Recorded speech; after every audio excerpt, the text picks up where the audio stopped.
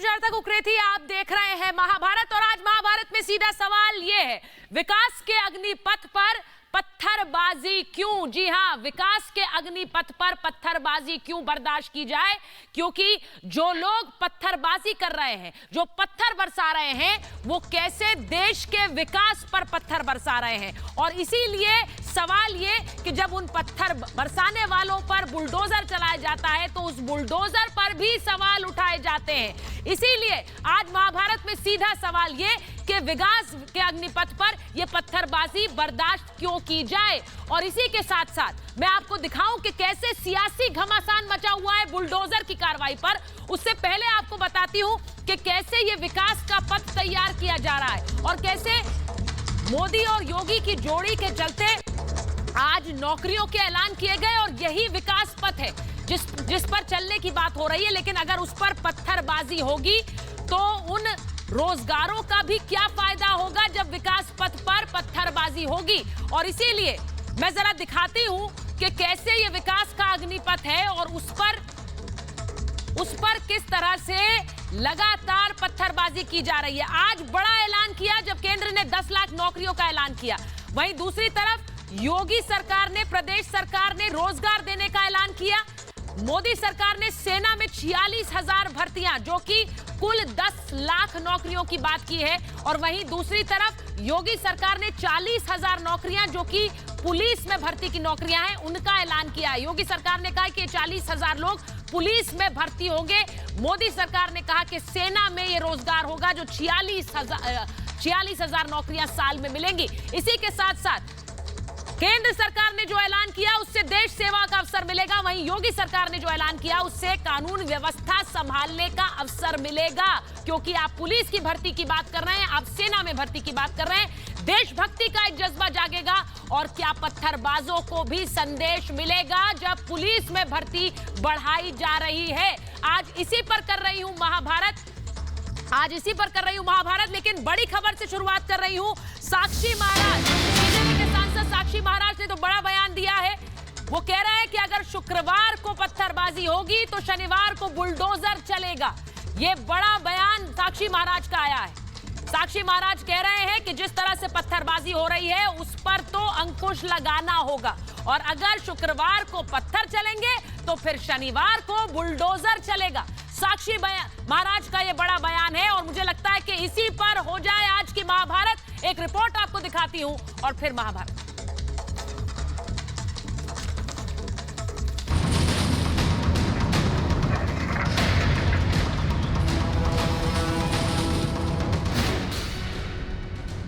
अगर शुक्रवार को पत्थर चलेगा तो शनिवार को बुलडोजर जरूर चलेगा। धार्मिक इबादत संगीन के साए में या पुलिस की घेराबंदी के बीच में करे, ऐसा एक्शन का रिएक्शन पुलिस कर सकती है। यूपी में शुक्रवार के वार और पत्थरबाजी की मार ने एक बार फिर बुलडोजर को प्रहार के लिए तैयार कर दिया। दरअसल कानून व्यवस्था विकास की पहली शर्त है, इसीलिए जरूरी है कि विकास के पथ के पत्थर हटाए जाए। ऐसे में एक तरफ यूपी में बुलडोजर माफिया के विनाश में जुटा है तो दूसरी तरफ निर्माण में जुटा है। एक तरफ सरकार बुलडोजर से पत्थरबाज और पत्थर थमाने वालों को सबक सिखा रही है, तो दूसरी तरफ कानून व्यवस्था को और मजबूत करने के लिए पुलिस में भर्तियों का ऐलान कर दिया गया है। केंद्र सरकार के माध्यम से भी और 2017 से 2022 के बीच में प्रदेश सरकार के माध्यम से भी युवाओं के लिए सबसे अधिक काम किया गया। इस ऐलान ने दोहरा संदेश दे डाला। एक ये कि सरकार माफिया पर कार्रवाई कर रही है तो दूसरी तरफ रोजगार भी दे रही है। दूसरा ये कि पुलिस के हाथ मजबूत करने में सरकार कोई कसर नहीं छोड़ेगी। ऐसे में बजाय कानून व्यवस्था की बात करने के बुलडोजर पर ही सवाल खड़े कर दिए गए। सवाल खड़े करने वाले भी वो जिन्होंने कभी पत्थरबाजी और प्रदेश का माहौल बिगाड़ने पर एक शब्द नहीं बोला। उत्तर प्रदेश के चीफ मिनिस्टर तो सुपर चीफ जस्टिस बन चुके हैं, वो खुद अपनी अदालत में किसी को कन्विक्ट करेंगे और घर तोड़ देंगे। अभी से घर तोड़ दो आप। रूल ऑफ लॉ को तो बर्बाद कर रहे हैं आप। ओवैसी के सवाल पर यूपी के डिप्टी सीएम केशव मौर्य ने करारा जवाब दिया। युवाओं को पत्थरबाजी में झोंकने का आरोप लगा दिया। ओवैसी हो और चाहे श्री अखिलेश यादव, बयान दे करके उन निर्दोष युवाओं को मतलब इस प्रकार के पत्थरबाजी में, दंगाबाजी में आगे झोंकने का काम करेंगे जिससे इनकी राजनीतिक रोटियां सेकती रहें। केंद्रीय मंत्री एसपी सिंह बघेल ने तंज कसते हुए तोड़ने और जोड़ने वाले बुलडोजर का अंतर समझा दिया। पर्याप्त एविडेंस होने पर ध्वस्तीकरण की कार्रवाई और जब्तीकरण की कार्रवाई उत्तर प्रदेश पुलिस कर रही है। जहां सरकार नौकरी, रोजगार और कानून व्यवस्था पर आगे बढ़ती नजर आ रही है, वहीं कुछ लोग शुक्रवार को फिर हंगामेदार बनाने में जुटे हुए हैं। मौलाना तौकीर रजा ने 10 जून के बाद अब 17 जून को प्रदर्शन की पीपनी बजा दी। हद की बात यह कि इसमें महिलाओं और बच्चों को भी आने के लिए कहा है। बीवी बच्चों की आड़ नहीं ले रहे हैं, बल्कि बीवी बच्चों के साथ जब आदमी निकलता है तो अच्छा पैगाम देने के लिए निकलता है, लड़ने के लिए नहीं निकलता। तौकीर रजा के भड़काऊ ऐलान के बाद सियासी तेवरों में तल्खी और बढ़ गई है। साक्षी महाराज ने कहा कि अगर शुक्रवार को पत्थरबाजी हुई तो शनिवार को बुलडोजर फिर चलेगा। सुनियोजित तरीके से देश में जगह जगह पत्थरबाजी, और हमारे यहाँ तो बाबा योगी आदित्यनाथ हैं उत्तर प्रदेश में, अगर शुक्रवार को पत्थर चलेगा तो शनिवार को बुलडोजर जरूर चलेगा। सवाल उठ रहा है कि कानून व्यवस्था के लिए सरकार की कोशिशों को क्यों झुठलाया जा रहा है, क्यों रोजगार के मुद्दे को दबाया जा रहा है, और सबसे बड़ा सवाल, पूरे प्रदेश में हिंसा आगजनी का माहौल पैदा करने वाले पत्थरबाजों का बचाव क्यों किया जा रहा है। देश अगर विकास के पथ पर चल रहा है तो उस पर पत्थरबाजी बर्दाश्त नहीं की जाएगी। वो पत्थरबाजी विकास पथ में सिर्फ रोड़ा अटकाएगी। आखिर देश के विकास पथ पर पत्थरबाजी क्यों? तो देश के विकास पथ पर पत्थरबाजी होती है, लेकिन कुछ नेता भड़क जाते हैं, और उनमें से एक है ओवैसी साहब, जो क्या कह रहे हैं इस पत्थरबाजी को लेकर।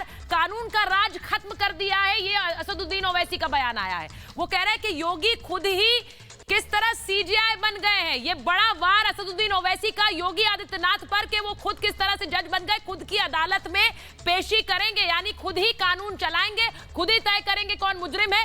पहले ही घर तोड़ डाले हैं, वो पहले ही घर तोड़ रहे हैं और तोड़ रहे हैं, मुसलमानों को टारगेट कर रहे हैं, मुसलमानों को टारगेट किया जा रहा है। ये योगी आदित्यनाथ के लिए कह रहे हैं असदुद्दीन ओवैसी, भारत के मुसलमानों को एक कलेक्टिव सजा दी जा रही है। ये असदुद्दीन ओवैसी का बयान आया है। जिस तरह बुलडोजर चल रहा है यूपी में, उस पर ओवैसी का ये प्रहार है। मुसलमानों पर खुली नफरत की कार्रवाई है, यानी पत्थरबाज अगर पत्थर लेकर हाथ में निकले सड़कों पर तो उस पर कुछ नहीं बोलेंगे ओवैसी साहब, लेकिन वो कहेंगे कि कलेक्टिवली किस तरह से मुसलमानों को टारगेट किया जा रहा है। चुनावों से पहले नौकरी का ऐलान कर दिया, यानी जिस विकास पथ की मैं बात कर रही थी उसमें अगर नौकरियों का ऐलान दिया तो उससे भी आपत्ति है उन्हें। वो कह रहे हैं चुनावों से पहले नौकरी का आपने ऐलान कर दिया है। तो ये तो असदुद्दीन ओवैसी ने कहा, लेकिन इसी के साथ साथ मैं ये भी आपको बताती हूं कि तौकीर रजा ने क्या कहा है, एक और भड़काऊ बयान, और उस बयान के बाद महाभारत की शुरुआत करूंगी क्योंकि मेरे मेहमान आ गए हैं।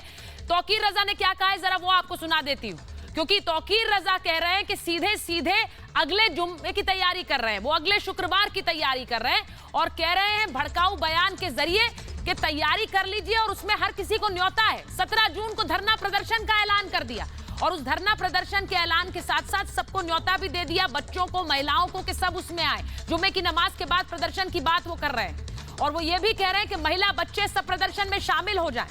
वो ये भी कहते हैं कि मुल्क में बेचैनी का माहौल है, और ये सारे बयान ऐसे समय में जब बुलडोजर की कार्रवाई हो रही है। वो कह रहे हैं हमारे देश का शासक खामोश है। उन्होंने सीधे कह दिया कि धृतराष्ट्र की भूमिका में देश का शासक फैसला नहीं ले पा रहा है। ये तौकीर रजा का बयान है और तुलना धृतराष्ट्र से की, ये मैंने आपको बताया, यानी सीधा सीधा हमला हो रहा है सरकार पर। और वो ये भी कहते हैं कि हिंदू मुसलमान फसाद चाहता है आरएसएस। तो ये बड़ा बयान तौकीर रजा का आया है। मैं सीधे बता रही हूं मेरे साथ आज महाभारत में कौन कौन जुड़ रहा है। मेरे साथ स्टूडियो में राजनीतिक विश्लेषक और दिल्ली यूनिवर्सिटी में प्रोफेसर संगीत रागी आ गए हैं। मेरे साथ राजनीतिक विश्लेषक शिवम त्यागी आ गए हैं। डॉक्टर माजिद अहमद हैं, मुस्लिम राष्ट्रीय मंच के कन्वीनर हैं। मेरे साथ एमआईएम के प्रवक्ता डॉक्टर अब्दुल मन्नान जुड़ रहे हैं। समाजवादी पार्टी के नेता अतुल सक्सेना हमारे साथ हैं। राजनीतिक विश्लेषक पत्रकार माजिद हैदरी हमारे साथ श्रीनगर से जुड़ रहे हैं और चंद्रमोहन शर्मा कांग्रेस के नेता हैं हमारे साथ महाभारत में। मैं शुरुआत करना चाहती हूं सीधे अतुल जी आपके साथ करूं या अब्दुल मन्नान साहब के साथ करूं, क्योंकि साक्षी महाराज जब कहते हैं अब्दुल मन्नान जी कि शुक्रवार को अगर पत्थर चलेंगे तो शनिवार को बुलडोजर चलेगा। अच्छा, मुझे बताया जा रहा है अब्दुल मन्नान हमारे साथ जुड़े नहीं है। मुझे बताइए अतुल सक्सेना जी, आपके साथ शुरुआत कर लेती हूँ। शुक्रवार को पत्थर चलेंगे तो शनिवार को बुलडोजर चलेगा। अब जब ये कहा जाएगा तो आपको इसमें पीड़ा होगी, आप कहेंगे ऐसा क्यों कहा जा रहा है, लेकिन क्या इसको डील करने का तरीका यही नहीं है? सुचारिता जी, सबसे पहले मैं कहना चाहता हूं कि यहां पर आपको ये ध्यान देने की जरूरत है कि पत्थर चल क्यों रहे हैं। अच्छा। ये पत्थर की जो कार्यवाही चल रही है, इसकी मूल जड़ क्या है, उस पर भाजपा क्यों नहीं संज्ञान में लेने का काम करती है? अरे तो और भी आसान है। ठीक है, ये बात सही है, अंतर्राष्ट्रीय प्रेशर पड़ा, आपने नुपुर शर्मा को जो है पार्टी से 6 साल के लिए बेदखल कर दिया, तो अब तो और भी आसान है, क्यों नहीं उसे जेल कर देते? अरे ठीक है, जो उत्तर प्रदेश में आप कार्यवाही कर रहे हैं, अवैध निर्माण का पोस्टर लगा करके कर रहे हैं, पत्थरबाजी नहीं कर रहे हैं, तो अब तो नुपुर शर्मा को तो संविधान में कायदा है, नियम है, यदि आप किसी धर्म जाति पर आपत्तिजनक टिप्पणी करेंगे तो देयर आर सर्टेन एक्ट्स, आप उस एक्ट के तहत उन्हें जेल में भेजने का कार्य क्यों नहीं करते हैं? आप बताइए, यदि आप उन्हें जेल में भेज देंगे तो ये पत्थरबाजी, आप यहाँ सुरसारिता जी आपको ये समझना पड़ेगा। देखिए, मेरा धर्म है हिंदू मतलब धर्म, आप ये कह रहे हैं मेरे कि धर्म नहीं को होगी कोई अगर- गाली देगा नहीं, आप ये तो कह रहे हैं मुझे मतलब बुरा ही पत्थरबाजी नहीं तो लगेगा। जायज है। मैं भी इसी तरीके से पत्थर पत्थरबाजी तो चलाऊंगा, जायज है। तो मुझे दूसरे के धर्म को भी समझना नहीं, पड़ेगा। सक्सेना जी, यदि पर- उस धर्म को आप कोई बिल्कुल गाली सही देगा, कह रहे उसके हैं, प्रॉफिट को कोई गाली आप देगा, बिल्कुल तो सही उसे कह भी रहे हैं उतना ही अब्दुल सक्सेना अपमानित जी, महसूस हर होगा। किसी के धर्म का सम्मान जरूरी है। आप मेरे धर्म का सम्मान करें, मैं अब्दुल मन्नान जी के धर्म का सम्मान करूं, संगीत रागी जी के धर्म का सम्मान अब्दुल मन्नान करें, यही होना चाहिए।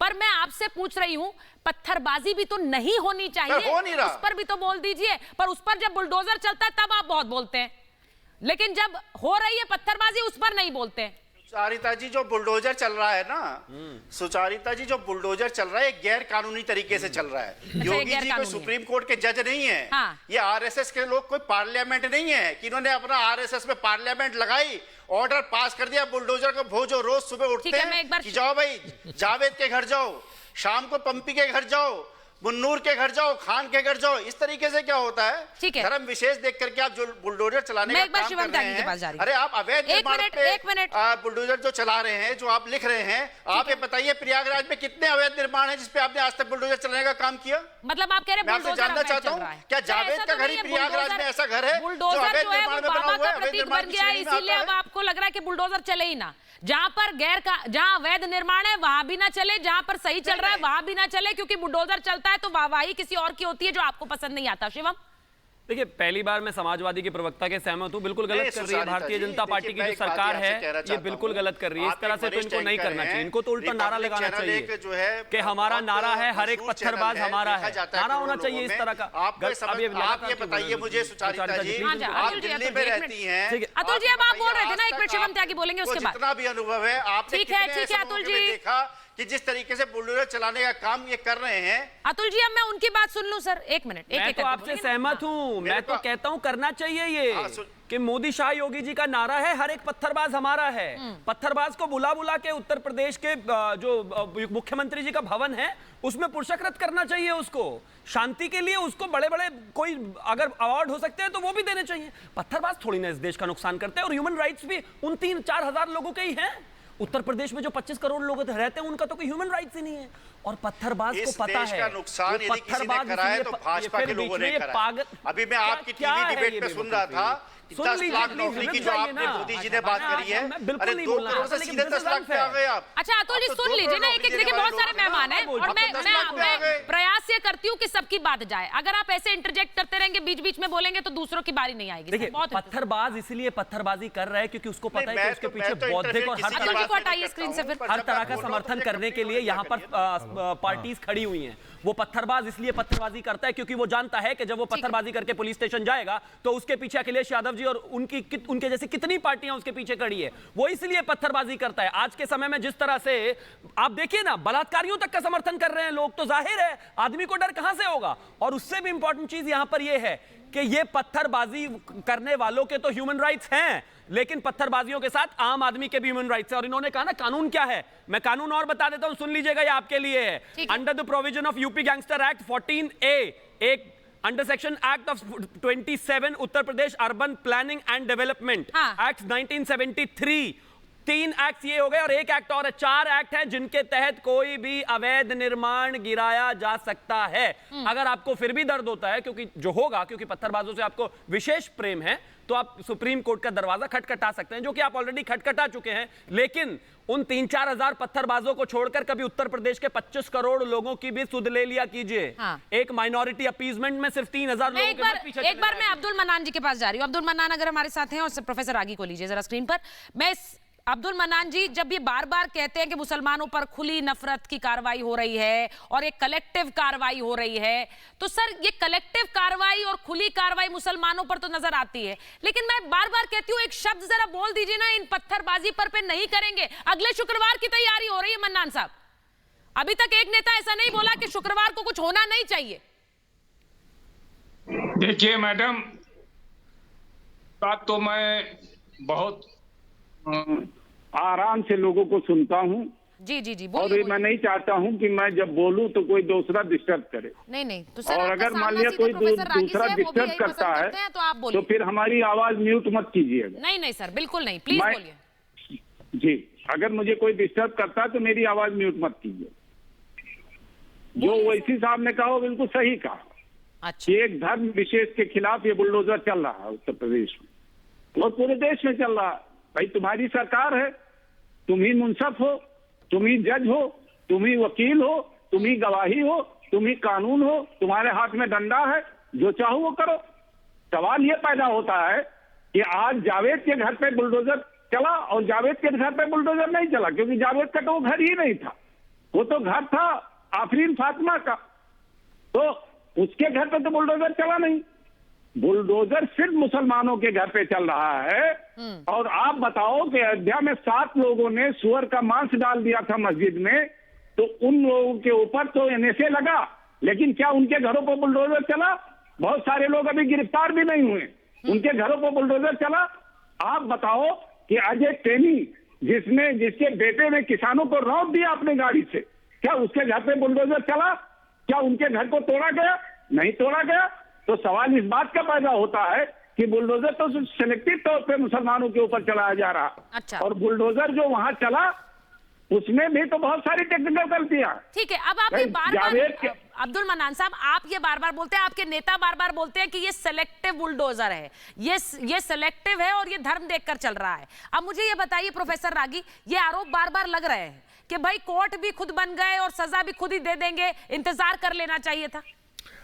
देखिए, सबसे पहली बात तो कि मैं इस बात का पहले इसको क्लियर कर दूं कि बुलडोजर उन घरों पर चला है जो अवैध निर्माण है। आप ये कह सकते हैं कि बाकी अवैध निर्माणों को क्यों नहीं गिराया गया, लेकिन वो अवैध निर्माण करने वाले जाकर के सड़कों पर दंगा नहीं कर रहे थे, सड़कों पर विध्वंस नहीं कर रहे थे, वो कानपुर की गलियों में उत्पात मचा नहीं रहे थे, वो कानपुर की गलियों में लोगों के साथ मारपीट और तमंचे लेकर के नहीं खड़े थे। एक दूसरी बात, उन्होंने कहा कि टॉनी ने और उन्होंने ऐसा कर दिया, उनके घर क्यों नहीं बुलडोजर चले। उनको कानून के अनुसार उनको जेल में डाला गया है, लेकिन उनका घर अवैध निर्माण में है या नहीं है ये तय करना बाकी है। यदि आपको ऐसा लगता है कि आपके पास कोई डॉक्यूमेंट है जो ये तय कर सके कि वो भी अवैध निर्माण है, तो आप चले जाइए उनका घर तुड़वाने के लिए। तीसरी बात, आप कह रहे हैं कि भाई न्याय भी वही, कानून भी वही, जज भी वही, सब चीज। यही बात तो नुपुर शर्मा पर लागू होती है। आप भीड़ खड़ा करके आप कह रहे हैं कि नुपुर शर्मा को 2 व्यक्तियों के बीच में एक डिबेट हुआ, एक ने हिंदू धर्म के बारे में कुछ कहा, दूसरे ने उपहास में पैगंबर साहब के बारे में बात किया। बिल्कुल दोनों साइड से नहीं होना चाहिए था, किसी भी प्रकार की इस प्रकार की रंजिश की भावना ही नहीं होनी चाहिए थी, किसी भी प्रकार से नहीं होना चाहिए था। लेकिन एक समाज के एक वर्ग ने उसे लगा कि पैगंबर साहब एक ऐसा व्यक्तित्व हैं जिनके आधार पर हम समाज को आंदोलित करके सड़कों पर ला सकते हैं, और इसमें हम इस्लामिक कंट्रीज के समर्थन और जो भारत विरोधी लोग हैं उन तत्वों को भी हम उसका हिस्सा बना सकते हैं। आपने उन तत्वों के साथ मिलकर के, भारत के दुश्मनों के साथ मिलकर के, भारत में जिनकी आप रोटी खाते हैं, जिनके यहाँ आपको जीवन रहना है, जिन हिंदुओं के साथ आपको जीवन आने वाले भी बसर करना है, आप उन्हीं घर में, अपने ही घर में आग लगा रहे हैं। और वह भी कितना, जिसमें 7000 हैंडलर जो है वो पाकिस्तान से हैं, 3000 हैंडलर इजिप्ट से हैं, 1000 हैंडलर्स जो हैं सऊदी अरबिया से हैं। आपने तय कर लिया कि जो हम कह रहे हैं, भीड़ जो कह रहा है, उसी के अनुसार आप नुपुर शर्मा को दंडित कीजिए। ठीक है, अब मैं प्रोफेसर रागी, मैं आप ही की बात पर आ रही हूं, क्योंकि जब आप ये पत्थर बरसा रहे हैं तो आप उन्हीं पर बरसा रहे हैं जिसका नुकसान आपको खुद होगा, आपके देश को नुकसान होगा। मैंने शुरुआत में क्यों कहा कि इस विकास पथ पर हम पत्थरबाजी क्यों बर्दाश्त करें, क्योंकि माजिद हैदरी साहब अगर ये पत्थर बरसेंगे तो उससे देश का विकास बाधित होगा, जो पत्थर बरसाएगा उसका भविष्य बाधित होगा। लेकिन ये समझाने आगे कोई नहीं आ रहा है, वो मुसलमान नेता भी नहीं आ रहे हैं जो कि भविष्य की दुहाई दे देकर ही सत्ता में तो आना चाहते हैं, लेकिन ये नहीं समझाते कि पत्थर उठाओगे तो जिंदगी भर पत्थर ही खाओगे। सुचारिता साहिबा, आज इस देश के लिए सबसे बड़ा चिंता का विषय और सबसे बड़ी चुनौती यह है कि बुलडोजर के हाथ कानून के हाथ से लंबे हो रहे हैं। उस कानून के हाथ से लंबे हो रहे हैं जिसकी नींव भीमराव अंबेडकर ने रखी थी, और जिस कानून में बुलडोजर चलाने का अधिकार भी ना किसी मुख्यमंत्री के हाथ में, ना किसी मंत्री के हाथ में, ये अधिकार केवल कानून के हाथ में या अदालत के हाथ में। लेकिन जब किसी घर पे, अब मुसलमान घर पे, आफरीन फातिमा के घर पे बुलडोजर चला, तो मैं आपको याद दिला दूं कि 2018 की दिसंबर में बुलंदशहर, इसी यूपी के बुलंदशहर में सुबोध सिंह इंस्पेक्टर को मारा गया था। गौरक्षा के नाम पे जिन दंगाइयों ने दंगा किया उन्हें सुबोध सिंह को मार दिया, और उसके बाद किया हुआ उन्हीं में से एक योगेश कुमार वहां का पंचायत का मेंबर भी बन गया। क्या उन दंगाइयों में से किसी के घर पे बुलडोजर चला था? आप मुझे बता दीजिए, मैं आज इसी मंच पे सब कुछ छोड़ के भाजपा ज्वाइन कर दूं। मुझे इतना बताइए, मुझे बताइए कि यूपी में कानून हाथ में क्यों लिया जाता है? सुचारिता साहिबा, देखिए, आप तो कश्मीर से आते हैं माजिद साहब, पत्थरबाजी से कैसे नुकसान होता है, पत्थरबाजी से कैसे विकास के रास्ते में रोड़े अटकते हैं, वो तो आपसे बेहतर कोई नहीं देख सकता है। कश्मीर में पत्थरबाजी होती रही, विकास नहीं हो पाया, बार बार हम ये बात कहते हैं, तो आपसे बेहतर तो कोई नहीं है। आप भी उस पाले में खड़े हो रहे हैं, आप तो ये बता पाएंगे। शिवम, पत्थर चलते हैं तो कैसे बच्चों का भविष्य उस पर सीधा असर पड़ता है, तो कश्मीर के युवाओं ने देखा है, तब भी ये बोल रहे हैं माजिद साहब। माजिद हैदरी जी, अगर कश्मीरियों का यहाँ पर जो है समर्थन कर रहे होते या उनका रिप्रेजेंटेशन कर रहे होते तो बात ही ना होती, ये ऐसी बात थोड़ी ना करते फिर। पिछले 26 साल में ऑल टाइम हाई टूरिज्म है इस बार कश्मीर में। होटल जाकर देखिए, जो 2000 में कमरा मिलता था वो आज 8000 में भी अवेलेबल नहीं है। जाहिर है जब तक कहीं पर भी अनरेस्ट रहेगा, जब तक कहीं पर भी इस तरह की गतिविधियां, पत्थरबाजी, आतंकवाद, लॉ एंड ऑर्डर जो खराब होगा, लॉलेसनेस होगी, जाहिर है वहां विकास तो होगा नहीं। लेकिन क्या माजिद हैदरी को विकास चाहिए? इनको विकास नहीं चाहिए, अनरेस्ट चाहिए लगातार। जब तक हिंदू, और एक और बड़ी शालीनता से एक बात कहना चाहता हूं माजिद भाई, 10 सेकंड और सुन लीजिएगा। इस प्रदेश में, उत्तर प्रदेश में पिछले 5 साल में 1880 करोड़ रुपए की सभी गैंगस्टरों की संपत्तियां जब्त हुई है। सारे मुसलमान नहीं थे। सुंदर भाटी मुसलमान नहीं है, उनकी भी हुई है। बदन सिंह बद्दो मुसलमान नहीं है, उनकी भी हुई है। और सबको छोड़ दीजिए, उत्तर प्रदेश सरकार में मंत्री नंद गोपाल नंदी, उनके भी अवैध निर्माण पर बुलडोजर चला है। किसी भी धर्म को लेकर कोई भी अपमानित करने वाला बयान, ऐसा बयान जो कि सम्मानजनक नहीं है, मुझे लगता है हम सब उसे एक स्वर से कंडेम करेंगे, उसमें कोई दो राय नहीं है। तो इसीलिए बार बार उस बात को करने का मतलब नहीं है। मैं सिर्फ ये कहना चाह रही हूं कि इसका हल क्या है? हल क्या है चंद्रमोहन शर्मा जी? हल क्या है डॉक्टर मजीद अहमद? हल क्या है? जब बुलडोजर चलता है तो किसी के भी मन में डर होता है, भाई अगली बार हमने पत्थर उठाया तो बुलडोजर ना चल जाए, इसीलिए पत्थर छोड़ दो, यहीं पर मत उठाओ। ये संदेश नहीं जाता क्या चंद्रमोहन जी? दादा जी, मैं आपकी बात भी सुन रहा था, आपके पैनलिस्ट में बात भी सुन रहा था। हमारे एक भाजपा के मित्र आपके पास बैठे हैं, त्यागी जी, उन्होंने भी कुछ विषय दिए, संगीत जी ने भी विषय दिए। पत्थर किसके शासनकाल में चल रहे हैं? जब पत्थर चल रहे हैं जिसके शासनकाल में, उसके रहते हुए कंट्रोल क्यों नहीं हो रहा? और क्यों पत्थर के चलने और बुलडोजर को मुद्दा बनाया जा रहा है? क्या देश के अंदर मुद्दा बेरोजगारी, अर्थव्यवस्था, बहती सुरक्षा, महिलाओं के साथ अत्याचार, ये मुद्दे नहीं है? अभी तो शिवन त्यागी जी ने खुद बोला कि बलात्कार की मुद्दा बनाते हैं, तो एक्सेप्ट कर रहे हैं कि उनके शासनकाल के अंदर बलात्कार भी है, अर्थव्यवस्था भी खराब है, बेरोजगारी भी है। तो आपको पत्थर और बुलडोजर की चिंता कब से पड़ने लग गई? अरे देश के अंदर आपने चंद्रमोहन जी जब रोजगार की बात करते हैं, आज तो इतना बड़ा ऐलान कर दिया रोजगार को लेकर। मैंने शुरुआत ही महाभारत की उससे की कि कैसे यूपी में भी पुलिस भर्ती है और केंद्र सरकार ने भी कैसे सेना की भर्ती की बात कही है। तो उस पर आपके नेता उल्टी बात करते हैं कि ये सिर्फ देखिए सिर्फ बोलते हैं, ये सिर्फ जुमलेबाजी है। मतलब अगर ये बात शुरू में ही उन्होंने कह दी और ये कह दिया कि भाई ये तो ऐलान है, रक्षा मंत्री खुद आकर ये बात कह कर वो झूठ बोल रहे हैं, चंद्रमोहन जी झूठ बोल रहे हैं। अच्छा होता कि आप ये कहते हैं कि 15 लाख खाते में आते, अच्छा होता है कि आप कहते हैं कि नितिन गडकरी और उनके बड़े नेता कहते हैं कि हमने जुमला बोला है। जुमले की शुरुआत किसने करी? भाजपा ने करी। जुमला कौन बोलता है? भाजपा बोलता है। लेकिन तब भी देश ने उन पर भरोसा जताया, आप पर नहीं। तब भी देश ने उनकी बात पर भरोसा जताया, आप पर नहीं। मुद्दों की बात कर रहे हैं, मुद्दे की नहीं बताइए ना चंद्रमोहन जी, फिर किसकी बात को जुमला मान रही है देश की जनता? में लोग खड़े होते हैं, किसकी बात को देश की जनता जुमला मान रही? चंद्रमोहन जी, ये तो मुझे लग रहा है खुद ही दिख रहा है। शासन किसका है? ठीक है, एक सेकंड। तंत्र किसका है? भाजपा का। फिर पत्थर चल रहे हैं, फिर बिल्डोजर तो बाद में आएगा, पहले पत्थर क्यों चल रहे हैं, इसका जवाब दे सरकार। मुझे एक बात बताइए, मैं जो बात आपसे कह रही हूं, मैं एक बार अगर मजीद अहमद जी आ गए हैं तो जरा बता दीजिए। मजीद अहमद जी, क्योंकि आपका ऑडियो बार बार जा रहा था। मजीद अहमद जी ये कह रहे हैं कि देखिए यहां पर ये अगर नौकरियों का भी ऐलान करते हैं तो नौकरी के ऐलान पर भी सवाल है, अगर बुलडोजर चलाते हैं तो उस पर भी सवाल है। बिल्कुल, बेसिकली क्या है, जो मुद्दा आया है वो शुरू हुआ है नुपुर शर्मा से। अगर हम देखें, अगर हमारे हुजूर सल्लल्लाहु अलैहि वसल्लम जो prophet peace be upon him, अगर वो भी होते, उनके दौरान भी अगर इस तरह के बहुत सारे इंसिडेंट्स हुए हैं और उस समय भी उनका ये रवैया था कि वहाँ पे जो है वो माफ़ी होती थी, मतलब वो माफ़ करते थे। इसी तरह पूरे ज़िंदगी में जब भी उनको सताया गया, मारा गया, कुछ भी किया गया, उस टाइम पे उन्होंने माफ़ किया।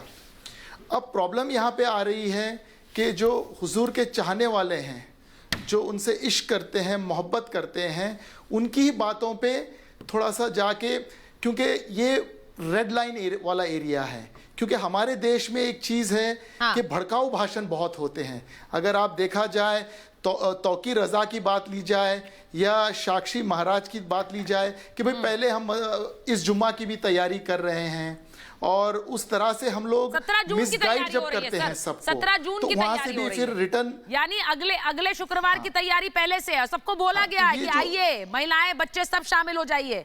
मुल्क में बेचैनी है, जिसको नहीं बेचैनी महसूस हो रही उसको भी बेचैनी महसूस करा दो कि बेचैनी हो रही है मुल्क में, ये बातें कही जा रही हैं। एक्चुअली क्या, जो पॉलिटिक्स को आपको एक तरफ रखना चाहिए, हम सबको पहले ये चीज याद रखनी है कि हम सब भारतीय हैं, फिर उसके बाद भारतीय मुस्लिम हैं, भारतीय हिंदू हैं, भारतीय सिख हैं, भारतीय ईसाई हैं। जब हम ये चीज अपने अंदर लाएंगे, कभी किसी से कोई गलती हो जाती है नॉलेज के कमी की वजह से। अगर नुपुर शर्मा जी को यह पता होता कि ये कितना बड़ा ये है और उनके कम नॉलेज के वजह से अगर वो नहीं ये करती तो आज ये मसला नहीं आता। बड़ी बात उन्होंने दूसरे दिन ही अपने दर्शकों को बताना चाहती हूं, उन्होंने माफी मांगी तो हो रही है, और कार्रवाई सिर्फ योगी के यूपी में नहीं हो रही है। मैं आपको बड़ी खबर बता रही हूँ कि रांची में पत्थरबाजी के चलते गिरफ्तारियां हुई हैं। 3 गिरफ्तार हुए, कैमरे में कैद हुए थे तीनों पत्थरबाज। पुलिस ने लगाया पत्थरबाजों के पोस्टर, यानी 3 गिरफ्तारियां हुई हैं। और मैं आपको दिखाती हूं कि कैसे पोस्टर लगाए गए रांची में, यानी कि जो पोस्टर थोड़े दिन पहले आपने यूपी में देखे थे कि कैसे यूपी में पत्थरबाजों के पोस्टर लगाए गए, उसी तरह से ये तस्वीरें लगाई गई हैं, रांची पुलिस ने लगाई। जरा फुल फ्रेम दिखा दीजिए हमारे दर्शकों को। रांची पुलिस ने ये पोस्टर लगाए और ये देखिए उसमें कहा गया है कि पहचान करें इन्हें और पुलिस का सहयोग करें। और इसमें नाम भी लिखे हुए हैं, कुछ लोगों के नाम लिखे हैं, रईन मस्जिद ये लिखा हुआ है, अरमान, ये अब ये इलाके लिखे हुए हैं जहां पर इनको देखा गया। मतलब हांडीपुरा नदी ग्राउंड, रईन मस्जिद, ये सारे इलाके हैं रांची के जहां पर लिखा है, जहां पर ये जगहों की पहचान हो पाई और लोगों से कहा गया। आपको दिखाती हूँ रांची में हिंसा क्या हुई थी, जरा तस्वीरें दिखाइए, क्योंकि ये क्यों लगाए गए ये पोस्टर, रांची में क्यों लगाने की जरूरत पड़ी, क्योंकि रांची में ये हिंसा हुई थी। देखिए कैसे पुलिस वाले पीछे भाग रहे, क्योंकि पत्थर बरसाए जा रहे थे शुक्रवार को और कैसे सड़क पर आग लगाई जा रही थी, आगजनी हुई थी। ये रांची की तस्वीरें थी और ये पिछले शुक्रवार की तस्वीरें, भूलिएगा मत। उसके बाद रांची पुलिस को ये पोस्टर लगाने पड़े थे उसी तर्ज पर जैसे यूपी में लगे थे। यूपी में जब पोस्टर लगे तो उसे लेकर बहुत सवाल उठे। पोस्टर को लेकर सवाल उठे। यूपी के पोस्टर भी दिखाती हूं आपको, लेकिन उसके बाद ही पहचान हुई और पहचान करने के बाद ही कार्रवाई हुई। अब मैं सीधे सीधे ये कह रही हूं, चंद्रमोहन जी आपसे पूछ रही हूं, आपकी तो अपने वहां पर हेमंत सोरेन कर रहे हैं ये कार्रवाई, उस पर भी सवाल उठाएंगे अब आप? योगी की तर्ज पर चल रहे हैं, योगी सरकार ने जो किया उस पर तो आप सवाल उठा रहे थे, अब यहां पर उसी तरह के पोस्टर जारी किए हैं। सही कर रहे हैं, गलत कर रहे हैं? मैं उम्मीद कर रहा था कि आप यही करेंगे, आप यही पूछेंगे, मैं तैयार था इस बात के लिए। अच्छा, तैयार कर आए ना सवाल का जवाब? मैं तैयार वेरी था। गुड। देखिए, आज देश के प्रधानमंत्री कौन है? देश के अंदर प्रचंड बहुमत वाली सरकार किसकी है? अच्छा, देश के अंदर जितनी सरकारों के अंदर 135 करोड़ में सबसे ज्यादा जनमानस के अंदर फेमस प्रधानमंत्री कौन है? अच्छा, ये बात भाजपा के नेता करते हैं। या तो आज शुभेंद्र त्यागी जी बोल दे कि क्यों बना रहे हैं मुझे? फेमस नहीं है, उनकी शिवम त्यागी है भाई उनका देश के लोग मानते नहीं। शिवम त्यागी जी आज बोलिए, तो आपने राजनीतिक विशेषज्ञ लगा भाजपा नेता है, तो आप ये बोलिए कि देश के लोग मैं आपको ना बस एक चीज बताना चाहता हूँ, 10 सेकंड अगर आप सुनेंगे तो आपका ज्ञान वर्धन होगा, अगली बार आपको ना एम्बैरेसमेंट फेस नहीं करनी पड़ेगी। सुन लीजिए, पुलिस जो है वो स्टेट सब्जेक्ट होता है, सुन लीजिए, या फिर आप बोल लीजिए, मैं बाद में सुन लूँ, आप मैं इंतजार कर लूंगा। नहीं, अच्छा ठीक है चंद्रमोहन जी, मेरा एक सवाल है, आप इस पर मोदी जी पर कैसे आ गए? मैं कहना चाहता हूँ, ये मोदी जी पर कैसे आए आप? जरा चंद्रमोहन जी इसका टेक्निकल पॉइंट बता देता हूँ। इसमें हमारे देश के प्रधानमंत्री हैं, मेरे भी देश पूरा हिंदुस्तान उनकी के अधीन है, मुझे तो अनइंटरप्टेड 10 सेकंड दे दीजिए, तो वो सुनेंगे। तो उसके अंदर अब रांची को और बिहार को, उत्तर प्रदेश को कैसे अलग कर सके? कश्मीर के अंदर भाई चंद्रमोहन जी देखिए, मुझे पता है चंद्रमोहन जी मुझे लगा कि आप थोड़ी जानकारी रखकर यहाँ पर आए होंगे कुछ बोलने से पहले। रांची पुलिस ने, सर मैं फिर से दोहरा देती हूँ, यूपी पुलिस ने नहीं, रांची पुलिस ने ये जारी किए हैं पोस्टर, और रांची पुलिस कह रही है इन्हें पहचानिए, पुलिस की मदद करिए। तो उसके पीछे कौन सी सरकार है सर? ये किस सरकार के अंडर हो रहा होगा? किस सरकार के अंडर हो रहा है ये? रांची के अंदर सरकार ठीक है नहीं है, भाजपा की मान लिया, सेंटर के अंदर। अरे सर सुन लीजिए, अब सुचारिता जी 10 सेकंड दीजिए मुझे प्लीज। भाई चंद्रमोहन जी गूगल बहुत आसान है, आवश्यकता नहीं है, मैं मदद करता हूं ना। ये थोड़ा सा एम्बैरेसिंग हो रहा है आपके लिए, आप शायद समझ नहीं रहे। गूगल करने में भी आपको Chandramohan ji I think it's getting a little embarrassing for you. Shivam quickly, आपको गूगल करने में भी उंगलियों को मेहनत देनी पड़ेगी, यहां सिर्फ आपको सुनना है। 10 सेकंड दे दीजिए। संविधान के तहत शेड्यूल 7 कहता है कि पुलिस जो है वो स्टेट सब्जेक्ट है, यानी कि अगर उत्तर प्रदेश में कोई घटना हुई और पुलिस ने कोई एक्शन लिया तो वो योगी सरकार यानी कि बीजेपी सरकार की है, और झारखंड में शेड्यूल 7 के तहत अगर कोई कार्रवाई हुई है तो वो कांग्रेस सरकार की है। अब लगातार बोलते रहेंगे, इसीलिए तो ज्ञानवर्धन नहीं होता, यही तो दिक्कत हो जाती है। मतलब छोटा भाई कह रहा है, उसको भी मानने को तैयार नहीं है। शुभम त्यागी जी, आप अगर राजनीतिक नेता है तो राजनीतिक विशेषज्ञ लगाने की क्या शिवम त्यागी थोड़ी ना टॉपिक है सर, मैंने थोड़ी ना पत्थर मारे हैं वहां जा जाकर, मैंने थोड़ी ना वहाँ कमल के फूल बरसाए हैं जिनको गिरफ्तार कर रही है झारखंड पुलिस। मैं विषय नहीं हूँ, जिस दिन मैं विषय होऊंगा उस दिन आप मेरे ऊपर बात कीजिए। अब मैं एक बार सुनिए, मैं प्रोफेसर रागी के पास जा रही हूँ। एक मिनट माजिद हैदरी साहब को लीजिए और प्रोफेसर रागी को लीजिए। एक सेकंड, आप शायद समझ नहीं रहे हैं इस बात को। प्रोफेसर रागी, मुझे लग रहा है कि थोड़ा सा कंफ्यूजन हो गया चंद्रमोहन जी को। वो अब मैं उन्हें कहना ये चाह रही थी कि अगर योगी करें तो सवाल है, अगर हेमंत सोरेन करें तो ठीक है भाई, वो तो कर रहे हैं, वो तो लॉ एंड ऑर्डर के लिए कर रहे होंगे। योगी कर रहे हैं तो वो टारगेट कर रहे हैं। देखिए, चंद्रमोहन जी एक गलती कर गए और शिवम उनको बार बार बता रहे हैं कि ये state subject, law and order state subject है, उसके लिए आप प्रधानमंत्री मोदी को आप कसूरवार नहीं घोषित कर सकते। हाँ। सच पूछिए तो योगी के मॉडल को सारी सरकारें, चाहे वो गैर भाजपाई सरकारें ही क्यों नहीं है, हाँ। दंगों को रोकने के लिए वो अप्रिशिएट कर रही हैं। और यही कारण है कि रांची पुलिस ने भी, मुझे वहाँ कई ऐसे वरिष्ठ अधिकारियों से बात हुई है, मैं जिसका नाम नहीं जिक्र कर सकता, उन्होंने कहा कि हमको इसी मॉडल पे काम करना पड़ेगा। आपको याद होगा कि जो राजस्थान में भी कुछ इस प्रकार के उपद्रव हुए थे और छत्तीसगढ़ में भी, वहां पर भी सरकारों ने इस मॉडल की शुरुआत की थी। exactly. तो मैं यही कहना रूल स्टेट्स थे ना सर, तो इसीलिए वहां पर बोला गया कि देखिए ये तो। दूसरी बात सुचरिता जी, बहुत 10 सेकंड में अपनी बात खत्म करूंगा। जब आप ये कहते हैं कि उसके जड़ में जाइए, तो जड़ में जाना का मतलब ये है कि आप कह रहे हैं कि पैगंबर मोहम्मद साहब के शान के खिलाफ नुपुर शर्मा ने बात की है, इसलिए ऐसा हो रहा है। मैंने मान लिया कि वो स्वीकार है, एक लोकतांत्रिक समाज में आपको विरोध करने का अधिकार है, लेकिन आपको ये तय करने का अधिकार नहीं है कि उसका गला काट दिया जाए। ये तय करने का अधिकार नहीं है कि आप सड़कों पर उतर करके कहें कि मैं ये तस्वीरें प्रोफेसर साहब ये इसीलिए दिखा रही हूँ माजिद साहब, क्योंकि जब योगी करते हैं, अतुल जी आ रही हूँ आपके पास, रुक जाइए एक मिनट। मैं माजिद साहब मैं इसलिए कह रही हूँ क्योंकि योगी करते हैं तो वो मजहबी अटैक हो रहा है, जैसा ओवैसी साहब कह रहे हैं, मन्नान साहब से भी पूछूंगी, तो वो कर रहे हैं तो वो मजहब पर अटैक कर रहे हैं। लेकिन यहां पर जो तस्वीरें जारी की हैं, अगर उन्हें देख लें तो आप क्या कहेंगे, ये मजहबी अटैक है? नहीं, ये लॉ एंड ऑर्डर को दुरुस्त करने के लिए अटैक किया जा रहा है, क्योंकि राज्य आगे तब बढ़ेगा जब विकास होगा, डेवलपमेंट होगा। और अगर ऐसे पत्थर बरसाए जाएंगे तो विकास नहीं होता है सर किसी भी राज्य का। माजिद साहब। सुचारिता साहिबा, आप राज्य की बात कर रही है, मैं राष्ट्र की बात करूं। Okay sir. माननीय प्रधानमंत्री जी देश की छवि पूरे विश्व के सामने बनाने की कोशिश कर रहे हैं, रात दिन कोशिश कर रहे हैं, इसमें कोई शक नहीं। लेकिन जो यूपी में हो रहा है उसी छवि पर बुलडोजर यूपी की सरकार चला रही है, क्योंकि जो हमारी बेइज्जती अंतरराष्ट्रीय सतह पे हो रही है इस वक्त इन बुलडोजर चलाने से, वैसी इस देश की कभी नहीं होती थी। पहली चीज।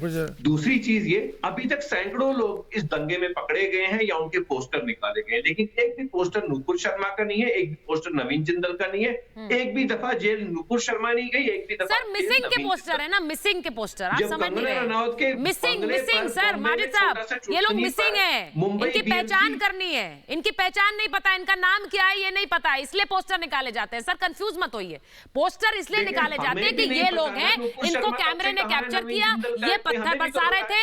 आप अगर इन्हें पहचानते हैं तो पुलिस से संपर्क कीजिए जिससे हम इन्हें पकड़ सके, जिससे ये दोबारा इस तरह की हरकत ना करें, ये कहा जा रहा है। अब मन्नान साहब मुझे ये बताइए कि रांची में नुपुर शर्मा कहां छुपी है?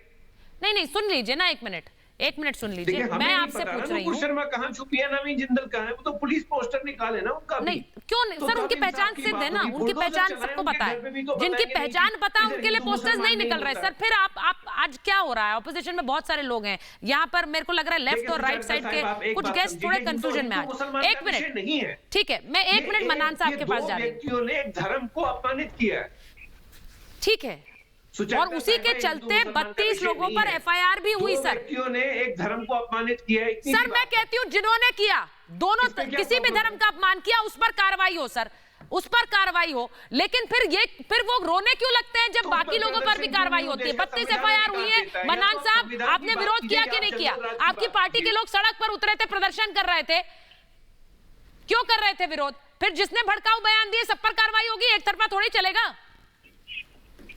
देखिए मैडम, हमारी पार्टी की तरफ से विरोध प्रदर्शन जहां जहां हुआ वहां कोई भी परेशानी नहीं हुई। ठीक है, महाराष्ट्र में प्रदर्शन हुआ, वहां लाठीचार्ज नहीं हुई। दिल्ली में प्रदर्शन हुआ, वहां कोई तोड़फोड़ नहीं हुई, कोई पत्थरबाजी नहीं हुई। अब रहा सवाल, अभी संगीत रागी जी काफी पढ़े लिखे आदमी हैं, इनको अक्सर मैं टेलीविजन पे सुना करता। अभी इन्होंने कहा कि नुपुर शर्मा के ऊपर आप वही काम कर रहे हो जो योगी सरकार बुलडोजर चला के कर रही है। अभी संगीत रागी जी ने अभी संगीत अच्छा एक सेकंड सर, मैं एक बार ये कहना चाहती हूँ कि मेरी ये जो पूरी डिबेट है सर आज, वो मैं बुलडोजर की कार्रवाई पर कर रही हूँ। मुझे लगता है कि हम लोग बार बार आकर एक मुद्दे से भटक जाते हैं। मैं आपसे पूछ रही हूँ सर कि जब योगी करे तो वो मजहबी कार्रवाई है, आपके नेता बोल रहे हैं ना कि मुसलमानों के खिलाफ कार्रवाई हो रही है। मैं आपसे पूछ रही हूं, अब अगर हेमंत सोरेन करेंगे तो वो भी मजहब देख रहे हैं। तस्वीरें आप देख लीजिए जरा जो जारी की है उन्होंने, मैं उसमें भी मजहब नजर आ रहा है। मैं आपको एक बात बता दूं, और फिर आप ये नहीं कहेंगे कि वो मजहबी कार्रवाई कर रहे हैं, क्योंकि आपको हेमंत सोरेन को टारगेट नहीं करना है, आपको टारगेट करना है योगी को। क्या मैं गलत कह रही हूँ? बिल्कुल, बताइए जरा मन्नान साहब। आप मुझे बोलने दोगी? मैंने पहले बिल्कुल बोलने कि जैसे टॉपिक पर सर, जैसे सबको आपने संगीत रागी को जैसे आपने सर, मैं आपको पूरा टाइम दे रही हूँ मन्नान साहब, शिकायत के साथ आपको नहीं जाने दूंगी। वैसे मुझे बोलिए, क्योंकि मैं बहुत धैर्य से सबको सुन रहा हूँ, मैं किसी के मामले में इंटरफियर नहीं कर रहा। प्लीज बोलिए। अभी संगीत रागी जी ने कहा जो मेन फसाद की जड़ है वो है नुपुर शर्मा।